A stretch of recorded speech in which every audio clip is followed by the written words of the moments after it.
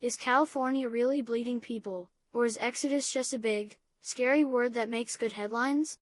Let's talk about what's actually happening, why so many people feel the pull to leave, why others choose to stay, and what it all means for the future of the state. When people say California exodus, they're usually talking about net domestic migration, more Americans moving out of California than moving in from other states. That trend became very visible in the early 2020s, when remote work let millions be misleading. It ignores international arrivals, it ignores births, and it ignores the people who leave, try something new, and quietly come back. Movement in and out of California is not a one-way street. Why do people leave? Start with the obvious, housing. For a lot of families, California housing is the single biggest financial stress in their lives. The price of a modest home near jobs and good schools can feel out of reach. Even when property tax rates look low on paper, the bill is high because the home values are high. Renting isn't easy either. The rent check competes with groceries, childcare, car insurance, and gas. If every month feels like a cliff, a cheaper stay can look like a lifeboat. There's also the business and tax angle. Some people, especially high earners or small business owners, do the math and decide that moving to a state with no income tax or fewer rules is like getting a raise without a promotion. They're not always chasing mansions. Sometimes they just want enough breathing room to save money and plan for the future.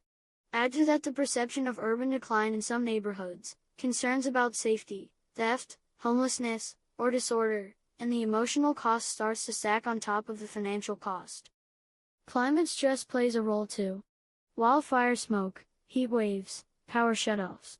Those aren't everyday events for most people, but if you live through a bad season, it leaves a mark. For some families, that's the moment they say, "We're out." The other side of the scale is heavy. California still has one of the strongest economies on the planet. The talent networks are real. If you work in tech, entertainment, biotech, clean energy, or venture-backed anything, the density of opportunity in California isn't easily replicated. The odds that your next investor, mentor, co-founder, or dream client is within a short drive are much higher. That proximity matters. It accelerates careers. Universities and research pipelines matter too. Places like Stanford, Caltech, the UC system, USC, and UCLA continuously feed industries that feed more industries.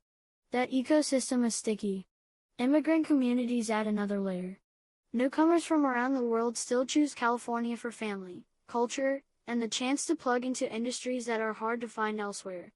And then there's the lifestyle argument: coastline, mountains, national parks, world-class food, and a climate that lets you live outside for most of the year. For many people with the right job and income, that package is worth the premium. Who's actually leaving? It's not a single type, but some patterns are common. Middle-income families who feel locked out of homeownership near their jobs.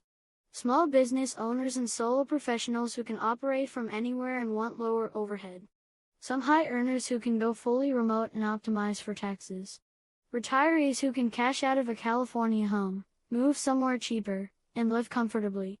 On the flip side, people who stay tend to be those plugged into California's core industries, those with deep family and community ties, students and researchers, and people for whom the lifestyle is simply non-negotiable. Here's where the myth versus math part kicks in. There was a noticeable domestic outflow. But calling it an exodus makes it sound like a permanent, one-directional story. In reality, a lot of people move within California, from expensive coastal cores to more affordable inland metros. Some people leave the state, test drive a new city, and later boomerang back for work or for the lifestyle they miss. And even small net shifts can have outsized effects. If the slice of households who pay the largest share of state income taxes moves away, budgets feel it. If thousands of newcomers arrive in a fast-growing town in Texas or Idaho, that town suddenly faces California-style problems: rising rents, crowded roads, and schools at capacity. That's the lesson for destination states too. Welcome growth, but plan for it. If you're a boomtown, new demand means you need to build homes, roads, transit, schools, water systems. If you don't, you slowly recreate the same affordability crunch people were trying to escape. Growth is a blessing and a stress test at the same time. What should California do if it wants to slow the outflow and win back households who are on the fence? The simplest answer is also the hardest: build more homes where the jobs are. Make it faster and cheaper to add housing near transit and job centers.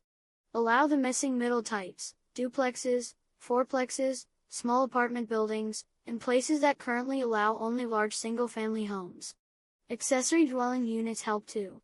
Supply won't fix everything overnight, but over time it's the only durable way to bend the cost curve. Second, improve the public realm. Clean streets, reliable transit, basic order, and functional city services are not partisan. They're the foundation of urban life. Third, give businesses more certainty. Streamline permitting, cut whiplash in rules, and communicate a clear path from idea to operation. And finally, invest in resilience, fire prevention, water management, heat adaptation, and grid reliability. Climate stress isn't going away, so the question is whether daily life feels stable and safe even when nature turns up the pressure. Here's a simple way to think about migration that works for any place, not just California. Imagine a 2x2 grid. On one axis, put economic upside, jobs, pay, network effects, and upward mobility. On the other axis, put life friction, housing costs, commute time, safety, and the day-to-day hassle of getting basic things done. Places with high upside and low friction are magnets. Everyone wants in. Places with low upside and high friction are exits. People leave as soon as they can. High upside with high friction, this is where California has lived for years, creates churn. People come for the opportunity and leave if they can't convert that opportunity into a livable life. Lower the friction, and the same magnetic upside starts to hold more people in place. So is the California exodus real? Yes and no. Yes, a lot of people left, and some will keep leaving. No, it's not the end of the story. Migration is cyclical. Housing cycles change. Interest rates change. Industries expand and contract. City leadership gets better or worse. California's core advantages are still enormous. For some people, those advantages already outweigh the cost. For others, it will take visible improvement, real housing, cleaner streets, predictable rules, to make the trade feel worth it again. If you're deciding your own move, keep it simple. First question, where can you grow? That's earnings, career paths, and the people who can help you do your best work. Second question, what does a normal month cost? Not just the rent or mortgage, but the whole basket, childcare, insurance, taxes, and your time? Third question, where is the trend heading? Is this place getting better or worse on those two fronts? The right answer is personal. For some, staying in California is the best way to stack opportunities and live the life they want. For others, a new state delivers the house, the yard, the time, and the peace of mind they were missing. The exodus is not a moral verdict on California. It's the sum of millions of private calculations. And that's the bigger truth here: when a place makes it easier for ordinary people to translate their work into a stable life, they stay. When the math stops working, they look around. California still has the talent, capital, and natural gifts to be a magnet. The question is whether it can lower the friction enough to let more people share in what it already does best. If it can, the headlines will change. If it can't, the moving trucks will keep rolling, and the destination states will inherit not just the people, but the planning challenges that come with them. Wherever you land in that debate, remember this: people aren't just chasing cheaper houses or prettier views. They're chasing time, safety, dignity, and momentum. Any place that delivers those four, consistently, will always win more than it loses. California has done it before. It can do it again. The decision is in the hands of builders, leaders, and the millions of residents who still call it home.